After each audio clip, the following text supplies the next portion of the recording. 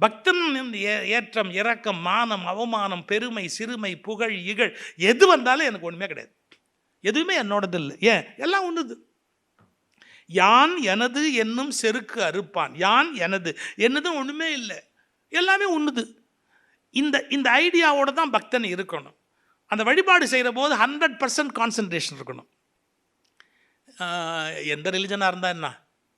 அக்பருடைய வாழ்க்கை வரலாறு, அக்பர் நாமான்னு பேர், ஒரு வாழ்க்கை வரலாறு அக்பரோடது. இதை இறையன்பு எழுதுறார். அதில் ஒரு இன்சிடென்ட் வந்து அக்பர் கோட் பண்ணுறார். காட்டில் வேட்டைக்கு போயிருக்காங்க. காட்டில் வேட்டைக்கு போயிருக்கும்போது 6 மணி ஆன உடனே தங்கள் மரபுப்படி தொழுகையில் உட்கார்றாரு அக்பர். மேலே இருந்த பட்டு பீதாம்பரத்தை கீழே விரித்து மண்டி போட்டு தங்களுடைய சம்பிரதாயப்படி தொழுகையில் ஈடுபடுறார் அக்பர்.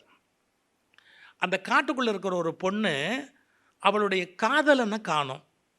6 மணி ஆயிடுச்சு, பொழுது இருட்டிடுச்சு. எங்கேயோ போனவர் இன்னும் வரலையே, புலிகிளி அடிச்சிருச்சா, அவருக்கு ஏதாவது ஆயிடுச்சு, ஒரு கவலை இருக்கும்ல, அந்த வருத்தம் இருக்குல்ல.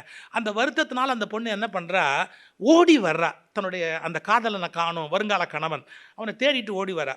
உங்களுக்கு தெரியும், ஷெர்வானின்னு இப்படி நீளமாக போடுவாங்க இல்லையா? நம்ம தாவணி போடுற முறை வேறு, சவுத் இந்தியாவில் அவங்க போட்டுக்கிற முறை வேறு. இந்த ஷெர்வானி என்னாச்சு, அக்பர் முகத்தில் இப்படி காற்றுல இப்படி இப்படி அடிச்சுக்கிட்டு அந்தாண்ட போச்சு. பாரதி ராஜா படத்துலலாம் வரும். இந்த அப்படி போய் அப்படி அடித்து மூஞ்சில் அடித்து அந்த தாவணி அந்தாண்ட போச்சு. அக்பருக்கு கோவம் வந்துருச்சு. சரி, ஐ எம் தி கிங், நான் அந்த மண்ணுக்கே அரசன், என் மூஞ்சில் இவருடைய முந்தானி பட்டுட்டு போகுதுன்னா என்ன அந்த பொண்ணு மரியாதை இல்லாமல் போகிறா அப்படின்ட்டு கோவத்தில் முடிச்சிட்டார் அக்பர். அவள் கவனிக்கலை, இங்கே அக்பர் உட்காந்துருக்கிறதோ தொழுகை பண்ணுறதோ அவளுக்கு தெரியல, ஓடிப்பிட்டேன், தேடிட்டு ஓடுறா.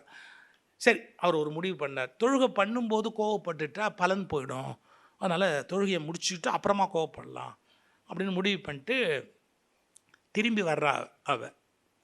அவன் வந்துக்கிட்டு இருக்கான்ற செய்தி வந்துருச்சு. யாரோ ஒருத்தன் கூட வேட்டைக்கு போனவன் சொன்னான், பின்னாடி வர்றான் அப்படின்னு. அவன் சந்தோஷமாக வர்றா. அக்பர், நில்லு, கொஞ்சம் நேரத்துக்கு முன்னாடி இந்த வழியாக நீ ஓடுன, உன்னோட முந்தானே என் முகத்தில் பட்டுது. அப்படியாண்ணா, நான் எவ்வளோ பெரிய அரசர், அந்த மரியாதை இல்லாமல் நீ வந்து அப்படி ஓடலாமா? நான் இப்போ உன்னை பனிஷ் பண்ண போகிறேன், என்ன பதில் சொல்கிற அப்படி.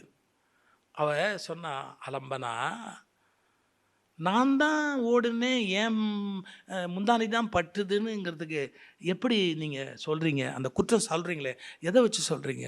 இல்லை, எனக்கு நல்ல நினைவு இருக்குண்ணா. அப்போ நீங்கள் என்ன பண்ணிக்கிட்டு இருந்தீங்க? என்ன சாமி கும்பிட்ற போது இதெல்லாம் தெரியுமான்னா, யார் வந்தா, என்ன கலர் புடவை கட்டியிருந்தா, என்ன நடந்தது, இதெல்லாம் தெரியுமான்னு கேட்டேன்.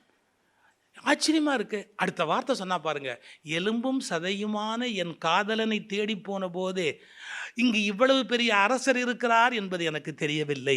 நீங்கள் எல்லாவற்றிற்கும் மேலான கடவுளையோடு பேசிக்கொண்டிருந்த போது நான் இந்த இடத்தில் ஓடினேன் என்பது உங்களுக்கு தெரிந்திருக்கிறது என்றால், நீங்கள் தெய்வத்தை கும்பிட்ட மாதிரி இந்த உலகத்தில் யாரும் கும்பிட முடியாது.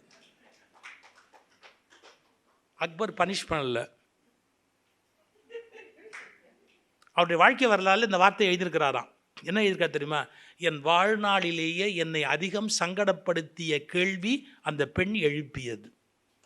என் வாழ்நாளிலேயே என்னை அதிகம் சங்கடப்படுத்திய கேள்வின்னு. உண்மை. சாமி கும்பிட்ற போது இடி விழுந்தா கூட தெரியக்கூடாதுல்ல, இல்லையா?